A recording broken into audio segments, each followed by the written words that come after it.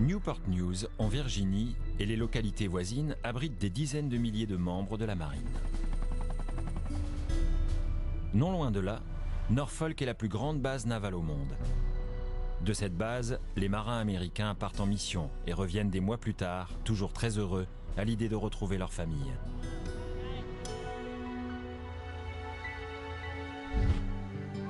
Le dimanche 30 avril 2007, l'officier de marine Cory Voss profite de ses derniers jours à la maison avec sa femme et ses 2 jeunes enfants. Dans quelques semaines, il partira pour une nouvelle mission de 6 mois à bord de la frégate USS Elrod.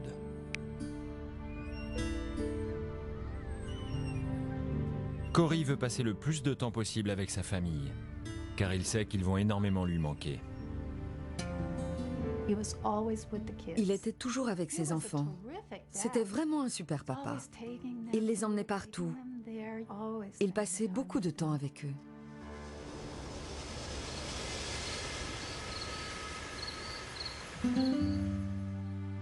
Ce soir n'est pas un soir comme les autres. Après avoir mis les enfants au lit, Cory et sa femme Katrina, surnommée par tous Kat, se préparent à partager un dîner romantique. Un précieux moment d'intimité qu'ils ont attendu impatiemment toute la journée. À nous. À nous. Mariés depuis 8 ans, ils se sont rencontrés dans un bar et ont commencé à sortir ensemble. Très vite, elle est tombée enceinte. En apprenant la nouvelle, ils se sont rapidement mariés.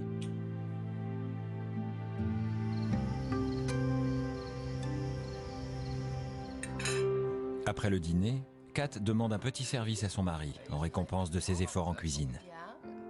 Tu veux bien me rendre service? Lequel? Tu peux prendre ma carte et aller au distributeur? D'accord, J'ai besoin d'argent pour le déjeuner des enfants. ça marche. Tu veux bien? Ouais. Allez, à tout de suite. À toutes. Il est 23 heures.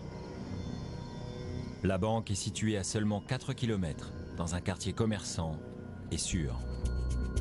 Mais Kat est malgré tout inquiète pour son mari, et elle l'appelle pour lui dire d'être prudent.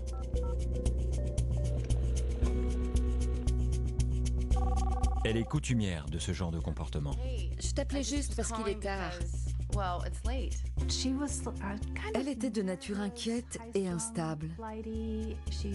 Elle s'énervait facilement. Je ne veux pas qu'il t'arrive quoi que ce soit. Ça va aller, je te promets. D'accord. Je t'aime. À tout de suite. Je t'aime, salut. Alors que Cory s'arrête devant le distributeur, les inquiétudes de Kat se révèlent justifiées. Eh mais qu'est-ce que vous faites là? La ferme, écoute-moi, roule. D'accord, me tuez pas. Roule. Très bien, très bien. C'est tout ce que je te demande, roule.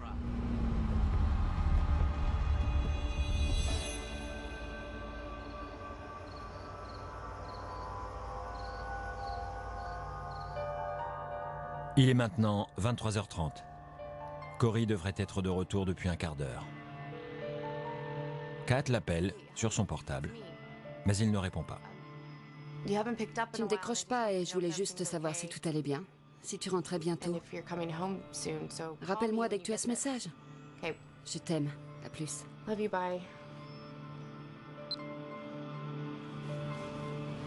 Elle appelle la police pour savoir s'il y a eu des accidents de la circulation. La réponse est négative. Elle appelle le navire de Cory, mais aucun de ses collègues ne l'a vu. Elle contacte les hôpitaux. Rien. Il s'appelle Cory Voss. Personne n'a vu ou entendu Cory. Maman?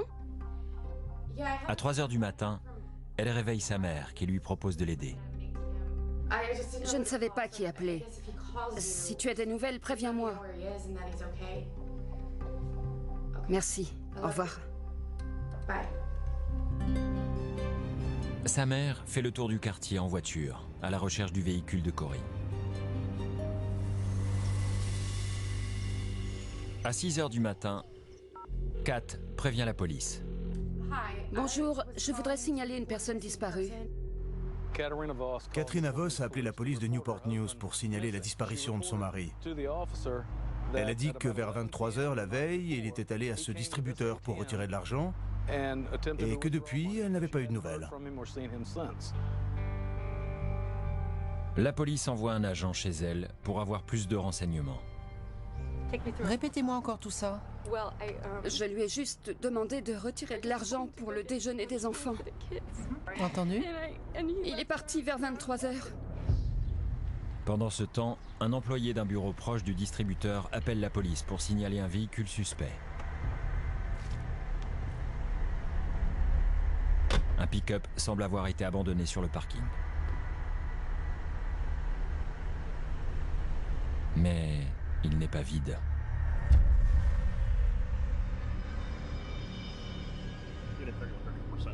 Cela ressemble à un vol qui aurait mal tourné. On vient de trouver un cadavre. L'agent qui s'entretient avec Kat entend sur la radio de la police qu'un corps a été découvert. Elle décide de ne rien lui dire pour ne pas l'inquiéter et lui promet de revenir plus tard.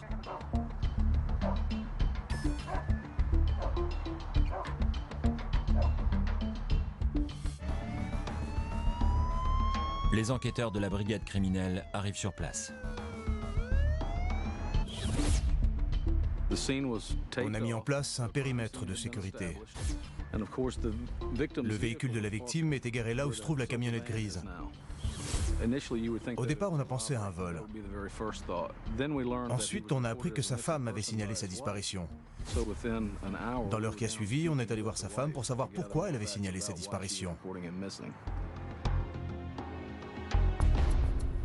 Madame Voss, je suis l'inspecteur Riley. Pouvez-vous m'expliquer pourquoi vous avez signalé cette disparition? Elle explique que Corey est allé au distributeur vers 23 h pour retirer de l'argent pour le déjeuner des enfants.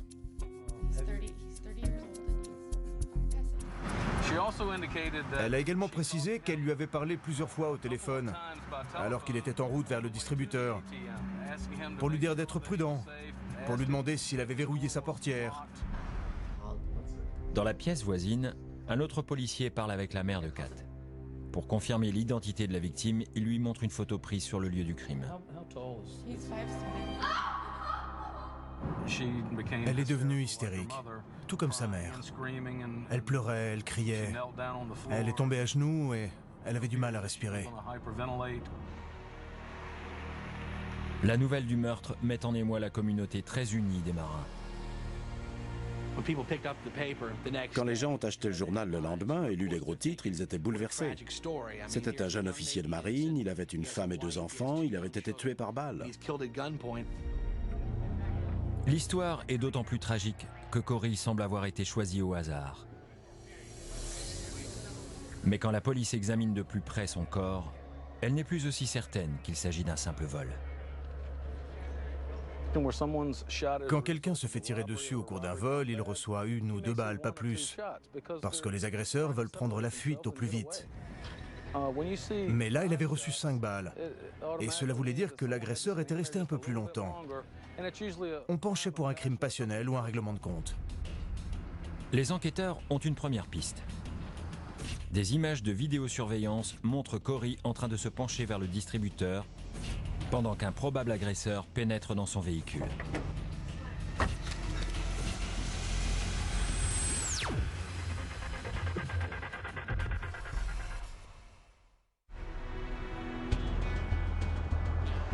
En avril 2007, la police de Newport News essaye de comprendre qui a assassiné le jeune père de famille Corey Voss. L'officier de marine a été tué par balle après s'être arrêté à un distributeur tard le soir dans un quartier pourtant tranquille.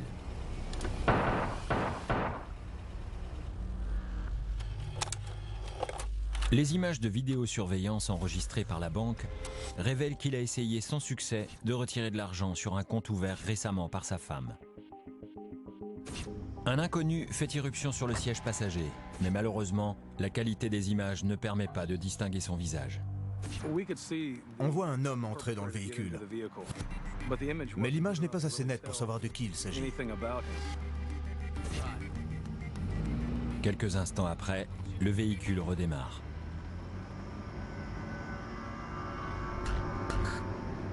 7 minutes plus tard, Corey revient et essaye à nouveau de retirer de l'argent. En vain. Les enquêteurs sont convaincus qu'il a une arme braquée sur lui. Il repart et ne sera jamais revu vivant. La police fait appel aux meilleures technologies disponibles pour améliorer la qualité des images. On a essayé d'améliorer l'image. On a envoyé la bande à la NASA et on leur a demandé de l'aide. La femme de Corey informe les enquêteurs qu'elle a demandé à son mari de retirer $60. Mais la banque leur apprend que la carte qu'elle lui a donnée correspond à un nouveau compte, presque vide.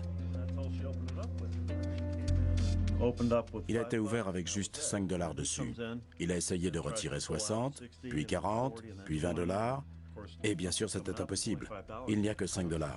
Pouvez-vous me faire une copie, s'il vous plaît? Peut-être que Kat a simplement donné la mauvaise carte de retrait à Corey. Mais les enquêteurs décident de s'intéresser de plus près à Kat et à son couple. Ils découvrent que Kat est un personnage haut en couleur. Baptisée Kathleen à la naissance, elle a opté pour un prénom plus original. Elle semblait vouloir se réinventer. Elle a changé de nom. Elle se faisait appeler Katrina pour avoir l'air plus exotique. C'était une sacrée comédienne. Elle aimait se donner en spectacle. Elle en faisait toujours trop. Elle a le sentiment d'être spéciale, d'être unique. Elle aime l'excitation. Elle aime la nouveauté. Elle aime assouvir ses envies. Et ce n'est pas nouveau. Au lycée, le travail scolaire était loin d'être la priorité de Kat.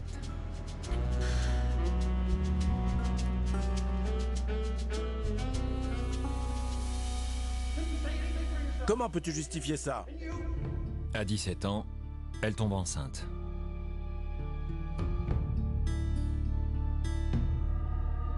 Kat épouse son fiancé et donne naissance à une petite fille. Mais son couple bat vite de l'aile, car elle a une autre passion, le shopping. Kathleen aimait l'argent. C'était comme un aphrodisiaque pour elle. Elle était survoltée quand elle avait de l'argent. Elle a le sentiment qu'elle mérite de vivre dans l'originalité et le luxe. Pour Katrina Voss, l'argent est comme de l'oxygène. C'est certainement la chose la plus importante au monde et elle va faire tourner toute sa vie autour de ça. Un riche parent lui laisse $25 000 en héritage. De l'argent qu'elle pourra toucher à l'âge de 21 ans. Le jour où elle a eu 21 ans, elle a débarqué chez moi. J'ai 21 ans aujourd'hui. Je suis allée voir mon père pour lui dire que je voulais mon argent. Elle l'a menacé. Si à 17 heures il ne lui avait pas donné la somme, elle le dénoncerait à la police. Je veux mon argent. Kat obtient ce qu'elle veut et se lance immédiatement dans des dépenses inconsidérées. Elle a débarqué dans ce grand magasin comme une souris dans une usine de fromage. Les yeux exorbités, haletantes. Elle était survoltée. C'est une personne quasiment incapable d'autodiscipline. Au bout de 6 semaines, elle était fauchée. Il ne lui restait plus rien. Si on avait donné $1 million à Katrina Voss, il serait parti en fumée en 6 mois. Après 5 ans de déboires financiers, son mari en a assez et demande le divorce. Elle a 22 ans et elle ne perd pas une minute pour partir en quête d'un nouvel homme, pendant que ses parents élèvent sa fille. Je m'appelle Kat. Kat, d'accord. Et je ne suis pas toujours innocente. Dans un bar, elle jette son dévolu sur Corey Voss. Elle veut qu'il devienne son mari et sa future source d'argent.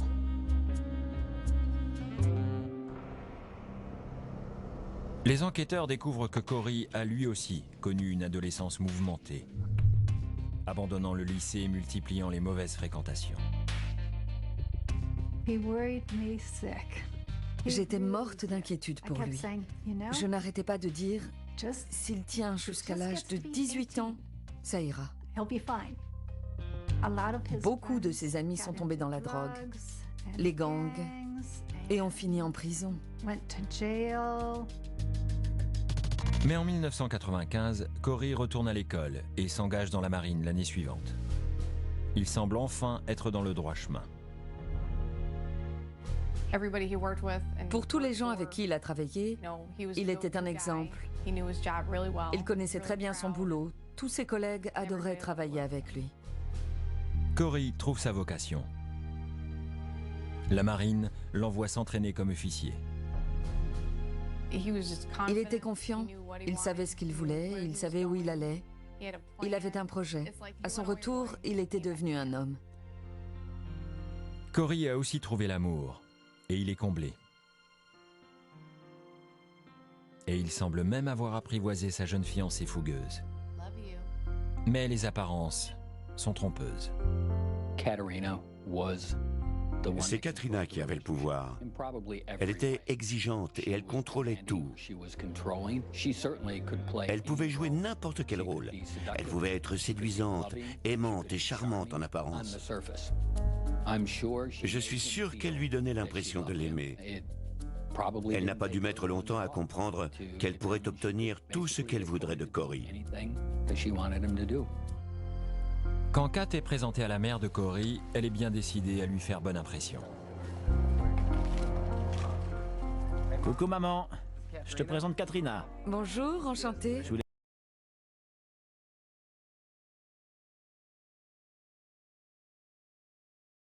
Laisse faire connaissance, je reviens.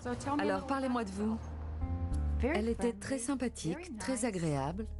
Elle m'a bien plu. Kat est à la fois charmante et exotique.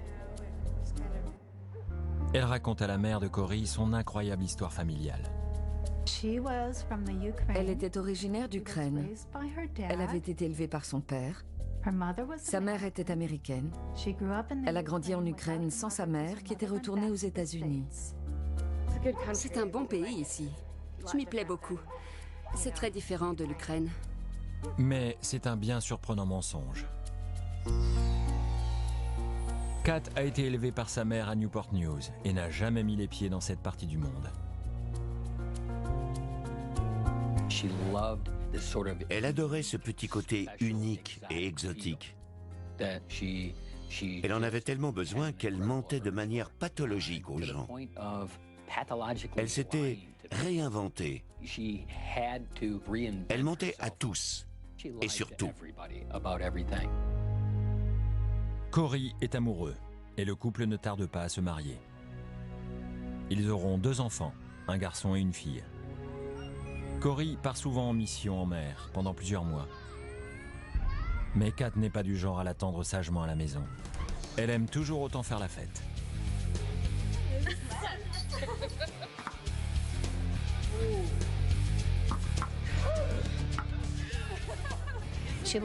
Elle adorait rencontrer de nouvelles personnes. Elle aimait être le centre de l'attention, elle était très drôle. Barman. Elle payait toutes mes consommations, elle laissait de gros pourboires. On avait presque l'impression de sortir avec une célébrité quand on était avec elle. Mais le hic, c'est qu'elle n'a pas le compte en banque d'une célébrité. Tu peux m'expliquer?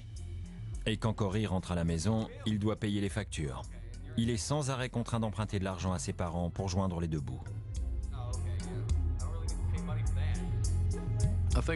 Je crois qu'un des mots qui revient le plus souvent à son sujet, c'est matérialiste. Elle voulait les plus belles voitures, les plus beaux bijoux. Elle voulait une grande maison. Elle exigeait le meilleur. Corey faisait tout ce qu'il pouvait pour la satisfaire.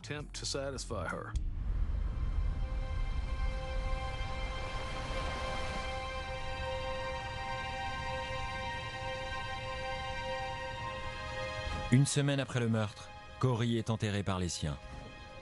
Le chagrin de la famille est immense, d'autant plus qu'elle vient d'apprendre qu'il a eu une mort lente et douloureuse.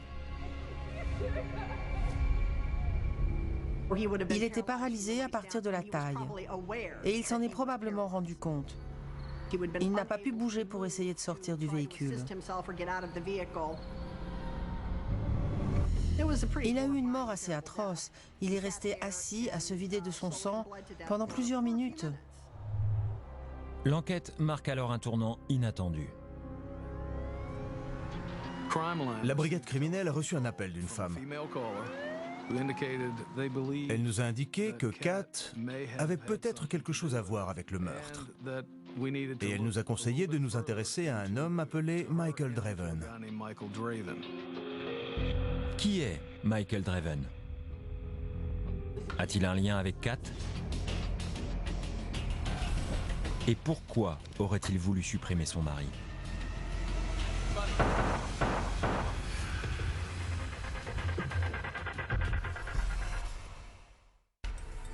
En avril 2007, la police enquête sur Kat Voss, l'épouse d'un officier de marine tué par balle alors qu'il essayait de retirer de l'argent à un distributeur de Newport News en Virginie. Non, non, ne tirez pas. Ils ont découvert qu'elle aimait dépenser sans compter l'argent de son mari. À présent, ils viennent de recevoir un appel d'une informatrice anonyme au sujet d'une liaison et de l'homme dont elle pense qu'il a assassiné Cory Voss. On peut aujourd'hui révéler qu'il s'agit de l'amie avec laquelle Kat aimait faire la fête, Ashley Doyle. J'ai dit que j'appelais à propos de l'affaire Voss et que je savais qui l'avait fait. Elle apprend le meurtre de Cory par une amie. Elle a dit « Allume la télé, il faut que tu vois ça ». On voyait la petite camionnette de Cory et ça disait qu'on avait retrouvé un corps à l'intérieur.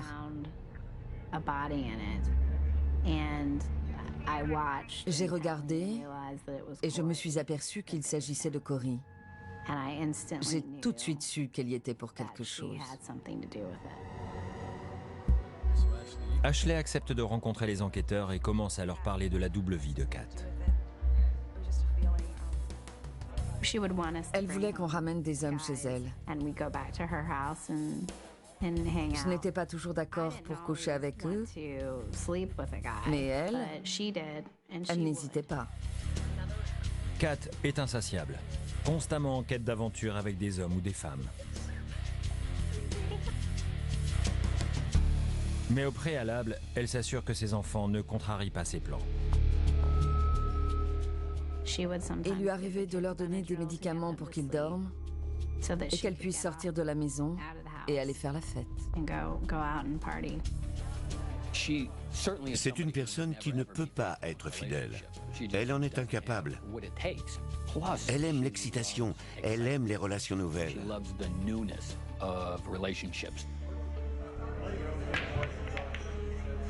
Kat Voss rencontre Michael Draven 6 mois avant le meurtre de Cory. Qu'est-ce que tu fais? Je suis réalisateur Ah, c'est vrai? et photographe. Super. Quel genre de film? J'écris mes propres films. Je sais pas vraiment jouer au billard. Tu peux m'apprendre? Bien sûr qu'il peut t'apprendre. Comme ça? Oui, et après, comme ça. Le moteur, au départ, c'est que c'est une nouvelle proie.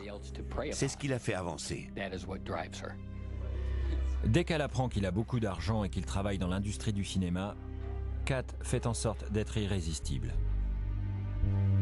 On revient.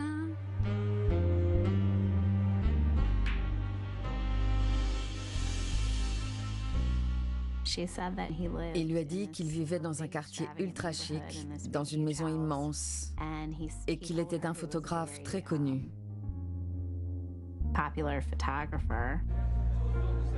Mais les apparences sont trompeuses. Lui aussi vit dans ses rêves. C'est un individu extrêmement instable. Les enquêteurs apprennent que Michael Draven est un jeune homme excentrique et marginal de 27 ans qui ment tout autant que Kat sur sa vie.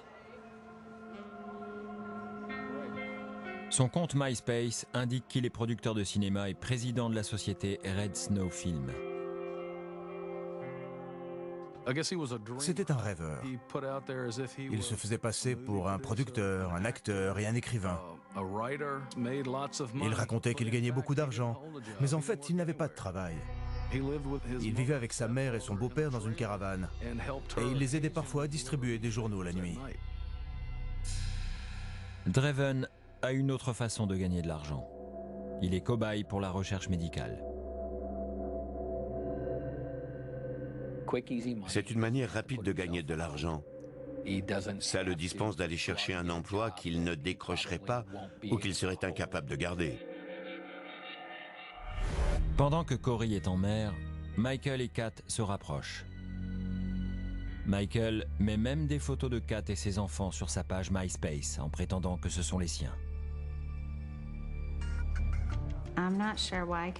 Je ne sais pas pourquoi Katrina s'intéressait autant à lui. Mais une fois ensemble, ils sont devenus inséparables. Et ils se voyaient très souvent. Ils faisaient vraiment partie de sa vie. La police n'est pas au bout de ses surprises. Elle découvre que Kat et Michael avaient un compte commun à la banque, où Cory a essayé en vain de retirer de l'argent le soir de sa mort. Kat et Michael ont tous les deux de solides alibis pour le soir du meurtre. Les enquêteurs, qui ne lui ont toujours pas fait savoir qu'ils la considéraient comme une suspecte, continuent d'interroger Kat au sujet de son mariage. On lui a demandé si l'un ou l'autre avait eu des relations extra-conjugales. Mais elle a tout nié en bloc. Ils étaient très unis, tout allait bien. Convaincus que Kat leur ment, les enquêteurs persuadent Ashley de tenter de faire avouer à son amie qu'elle est impliquée dans le meurtre de Cory.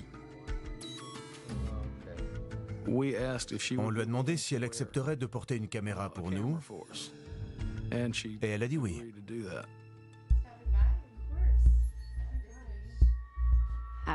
J'étais très nerveuse. J'avais peur. Je me disais, et si elle voit le fil, qu'est-ce que je vais faire? J'ai dû vraiment me préparer mentalement. Il ne fallait surtout pas que je lui mette la puce à l'oreille.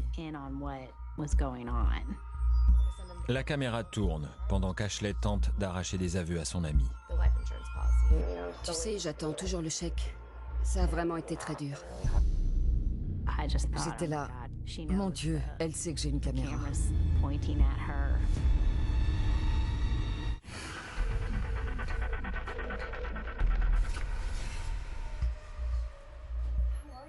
En mai 2007, Ashley Doyle enregistre secrètement une conversation avec sa meilleure amie, Kat Voss. Elle espère que Kat va lui avouer qu'elle a commandité le meurtre de son mari.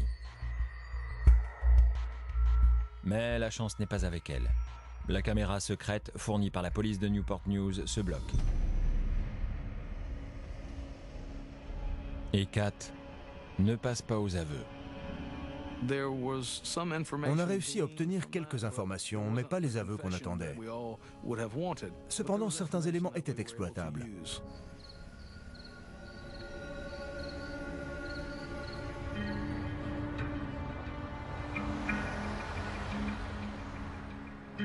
Kat Voss ne tarde pas à récolter les fruits de ses efforts. J'espère que cela vous aidera, vous et vos enfants. Oui, je l'espère aussi.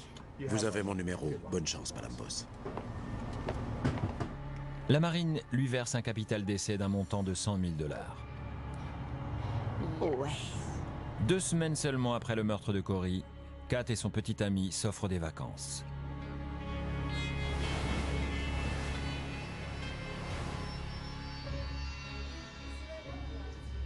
Avec Michael Draven, ils forment un couple qui ne passe pas inaperçu. Ils arborent des tenues et des bijoux extravagants. Oh, excusez-moi. Je suis de la famille de Dracula. Et voici ma femme, Katrina de Russie. Bonjour, enchantée. Ne manquez pas la sortie du prochain film de Red Snow Pictures.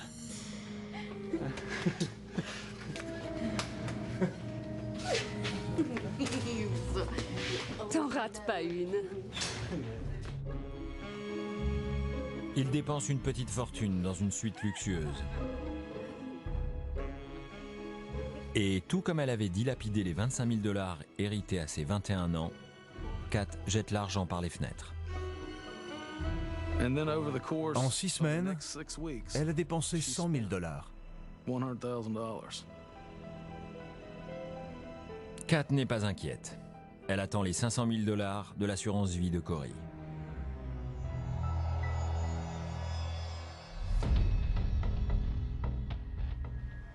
La police commence à surveiller les moindres faits et gestes de Kat. Ils pensent que l'argent est le mobile du meurtre de Corey, mais ils n'arrivent pas à le prouver. Et les mauvaises nouvelles ne s'arrêtent pas là. La NASA leur apprend qu'elle est incapable d'améliorer les images de vidéosurveillance et donc d'identifier le tueur. Les autorités fédérales se joignent à l'enquête, car on soupçonne que le principal mobile du meurtre de Corey était d'obtenir frauduleusement l'argent de l'assurance vie de la marine. Kat Voss avait compris que son mari avait plus de valeur mort que vivant. Elle pouvait encaisser 500 000 $ s'il disparaissait. Sois prudent. Je t'aime. C'était une affaire classique de luxure et de cupidité. La police prévient la société d'assurance que l'épouse de Corey est considérée comme suspecte. Avant de verser l'assurance vie, il devait être sûr que les membres de la famille étaient lavés de tout soupçon. On a demandé à ce que le versement soit différé. Les mois passent et la police ne dispose toujours d'aucune preuve. Mais la chance tourne enfin. Les enquêteurs découvrent que Michael Draven a été récemment incarcéré pour avoir frappé son ex-petite amie. Et ce séjour en prison va leur permettre d'avoir la confirmation que Kat avait une liaison avec lui du vivant de son mari. On a appris que Michael Draven était resté 6 jours derrière les barreaux de la prison de Newport News, 2 mois seulement avant le meurtre. Cela a attiré notre attention parce qu'on savait qu'en prison, les appels téléphoniques étaient enregistrés. On a récupéré les bandes et on les a écoutés. Cet appel peut être écouté et enregistré. Chérie, Quoi? j'arrive presque à te sentir contre moi. Ils entendent une remarque inquiétante au sujet de l'avenir de Corey. Il y a un petit détail qui sera bientôt réglé. Ne dis rien parce que c'est enregistré. Quoi? Corey. J'ai parlé à ton ami l'autre jour, pendant 1h30. Et tu lui as dit? Je vais m'en occuper. Ne t'attire pas d'ennui, d'accord? Je suis prêt à vendre mon âme au diable pour trouver tout l'argent dont on a besoin. Et on recommencera notre vie ailleurs. Kat Voss se compromet un peu plus en révélant ce qu'elle a l'intention de faire avec l'argent de l'assurance vie. Alors que son mari est encore bien vivant à l'époque. On va le dépenser, on va voyager, on va faire des choses. Je vais pas rester les bras croisés. Je sais. Je suis à l'abri. Ma retraite est assurée. Tu as de la chance. Pour le restant de mes jours. Tu as de la chance. Pour nous deux. Tu as de la chance. Pour tous les deux. Je t'aime. Je t'aime aussi, chérie. L'inculpation pour coups et blessures à l'encontre de Michael Draven est finalement levée. Mais avant sa libération, les enquêteurs apprennent le nom du tueur à gages potentiel.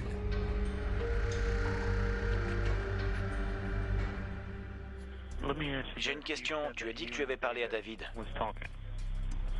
Oui. C'est prévu pour quand? Je sais pas, il veut plus d'argent. Plus d'argent? Oui, je n'ai pas d'argent pour l'instant. Il le sait. Je lui ai dit que j'étais pressée et il a dit d'accord.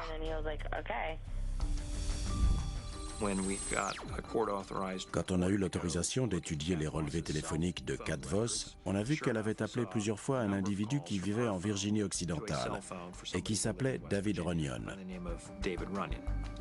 La police a fait le rapprochement.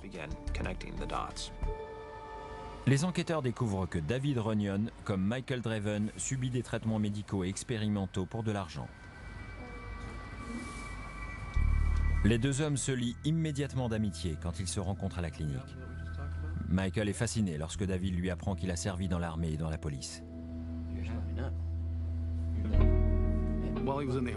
Quand il était dans l'armée, je crois qu'il était tireur d'élite. Il connaissait très bien les armes. Il savait les manier. Donc tu peux m'aider pour ce dont on vient de parler? Oui, je l'ai déjà fait. Dis-moi juste quand. Il l'a déjà fait? Oui, plein de fois. Super, c'est d'accord.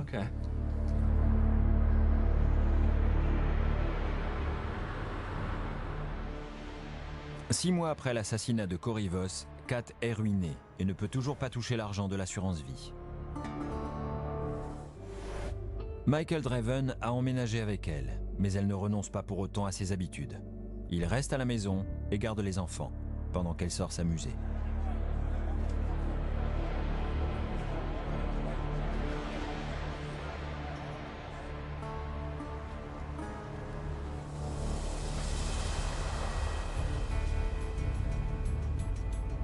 Les enquêteurs décident d'essayer de faire craquer un des 3 suspects.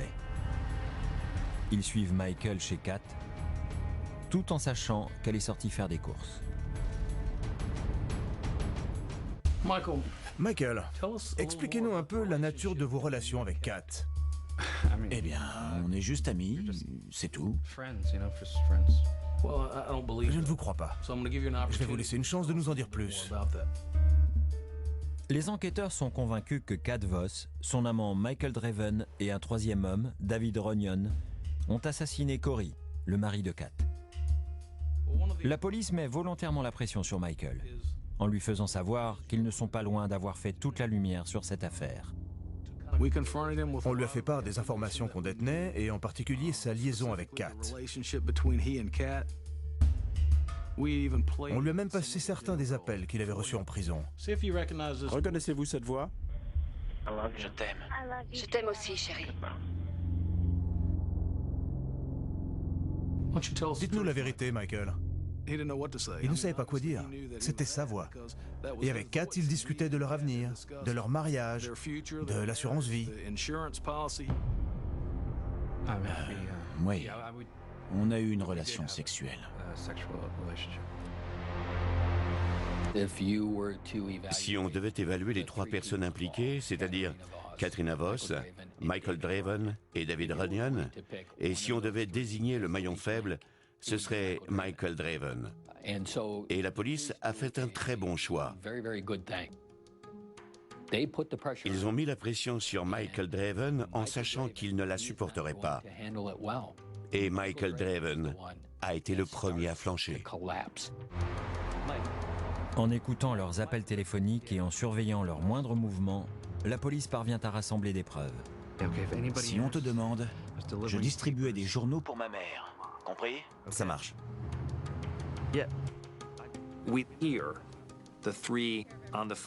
On les a entendus tous les 3 au téléphone en train de s'inventer des alibis, de comparer leurs versions. Ils savaient que la police risquait de commencer à s'intéresser à eux. Le 11 décembre, la police se rend en Virginie occidentale avec un mandat de perquisition. On a un mandat de perquisition pour votre véhicule, et j'aimerais discuter avec vous de l'enquête qu'on est en train de mener. Et après 8 mois de recherche, ils trouvent la preuve tangible dont ils avaient besoin. C'est quoi?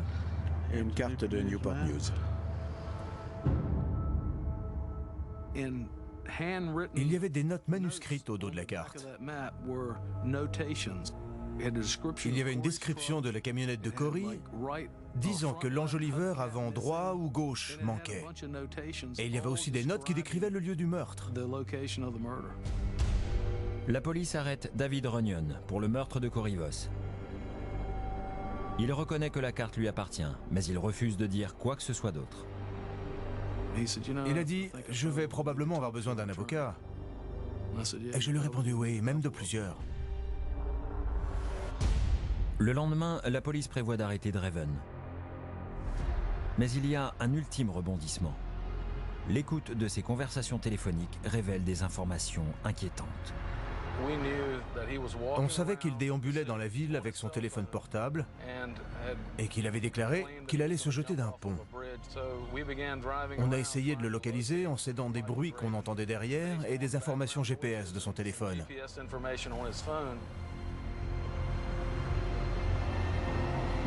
Je vais le faire.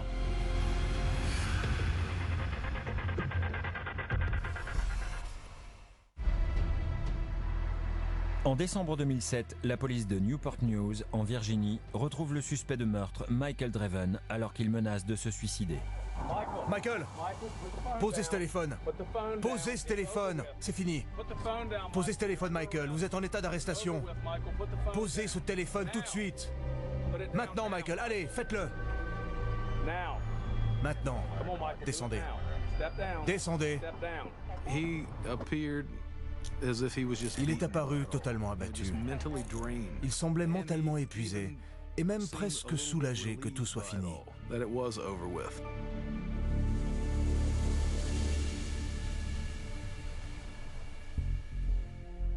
Michael, vous avez été arrêté pour le meurtre de Cory Voss.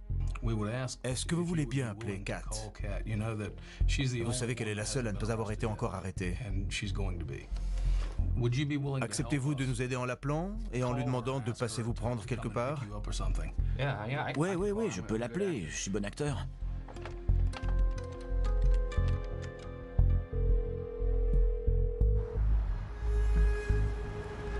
Kat Voss arrive rapidement, prête à tout pour l'empêcher de révéler leur plan diabolique. Katrina Voss, vous êtes en état d'arrestation. Posez vos mains sur la voiture. À la fin, Katrina semblait savoir que son petit jeu était terminé. Elle n'était plus la même.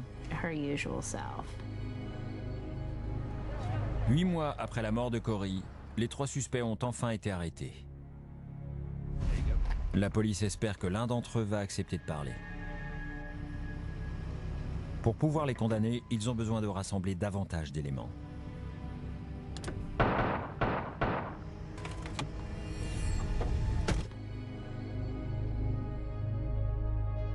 Kat, savez-vous que vous avez été arrêtée pour le meurtre de votre mari? Elle était complètement abasourdie. Elle ne s'y attendait pas du tout. Elle a dit qu'elle avait voulu tout arrêter, mais qu'elle n'avait pas su comment. Et on lui a dit, Kat, vous étiez au téléphone avec lui quand il est arrivé devant le distributeur. Sois prudent. Vous aviez tout le temps de l'arrêter jusqu'à ce que David Runyon arrive dans la voiture. Vous auriez pu lui dire de partir, mais vous ne l'avez pas fait. Vous avez laissé quelqu'un tuer votre mari pour de l'argent.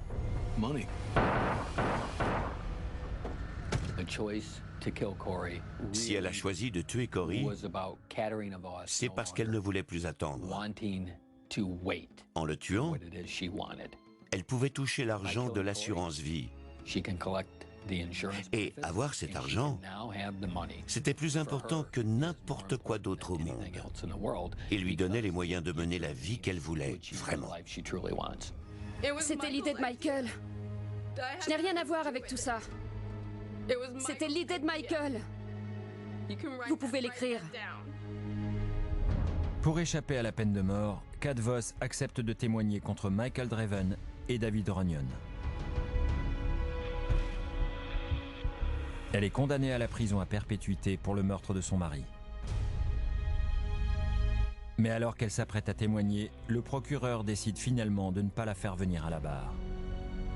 Ils ont toutes les preuves nécessaires et le jury ne croira probablement pas un traître mot de ce qu'elle dira. Les appels enregistrés à la prison avant le meurtre.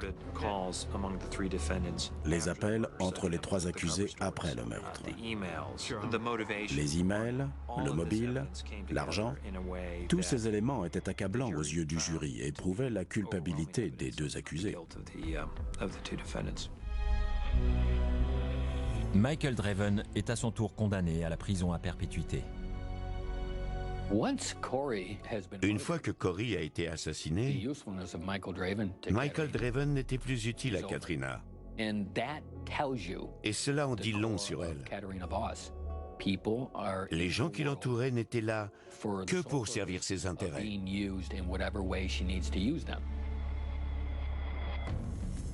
L'avocat de David Runyon déclare que le dossier n'est fondé que sur des présomptions et qu'il n'existe aucun témoin ni aucune preuve ADN sur le lieu du meurtre. Oui, je l'ai déjà fait. Mais Kat Voss et Michael Draven disent tous les deux qu'il a accepté de tuer Cory pour $20 000. Retourne au distributeur et file-moi l'argent, tout de suite. Ne tirez pas, d'accord? Finalement, les 2 amants ne lui enverront que quelques centaines de dollars. David Runyon est reconnu coupable de meurtre et condamné à mort. C'est un homme très froid, très calculateur. Il a un sentiment d'hyper-virilité, une personnalité de mercenaire. Il n'a presque aucune compassion. Il est incapable de ressentir la moindre empathie. Il n'a aucun remords, aucun sentiment de culpabilité. Ceux qui aimaient Kat Voss et la connaissaient comme une femme charmante et bonne vivante n'arrivent pas à comprendre comment elle a pu faire assassiner de sang-froid le père de ses enfants. Kathleen était une femme intelligente, drôle et libre. J'aimais sa compagnie. Mais cette femme-là, je ne la connais pas. Cet aspect de sa personnalité que nous aimions tous a disparu. Elle n'est plus cette femme. C'est fou qu'elle ait été capable d'un tel geste. Pour la famille de Corey, ce meurtre est une terrible trahison. C'était mon grand frère, c'était mon modèle. Et aujourd'hui, je suis plus âgée qu'il ne l'était. Ce n'est pas normal.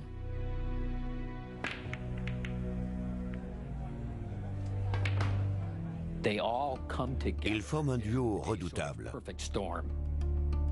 Pour Katrina Voss, il s'agit avant tout de manipuler les gens et les situations pour parvenir à ses fins.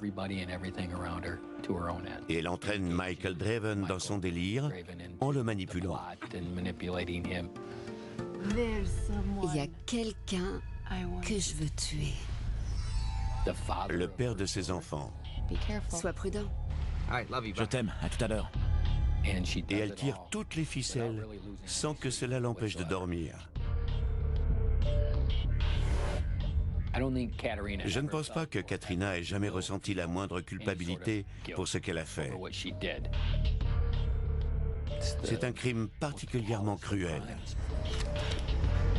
Non, ne tirez pas.